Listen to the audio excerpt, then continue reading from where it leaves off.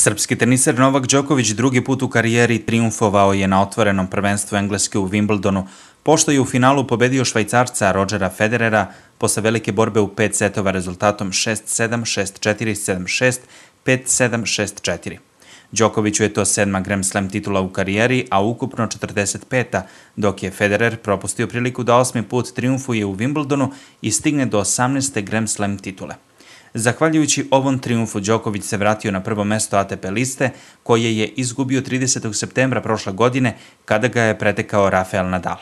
Današnje finale, 14. Đokovićevo na Grand Slam turnirima, bilo je jedno od najkvalitetnijih i najuzbudljivijih u Open eri, mada je Đoković propustio priliku da ga učini dosadnim, jer je u prvom setu propustio set loptu, a u četvrtom vođstvo od 5-2. Da je Đoković u nekoliko ključnih poena imao malo više sreće, duel je mogao da bude završen već posle trećeg seta, a ovako je velika borba trajala puna 4 sata. Statistika pokazuje da je Đoković bio bolji u gotovo svim elementima igre, a što to nije krunisao bržom i lakom pobedom u velikoj meri je kriv odličan servis Federera, koji je meč završio sa 29 asova, 16 više od Đokovića. Na sutrašnjoj listi Đoković će imati 460 poena više od španskog tenisera, što je lepa zaliha uoči američke turneje, na kojoj Nadal brani mnogo više poena nego srpski teniser.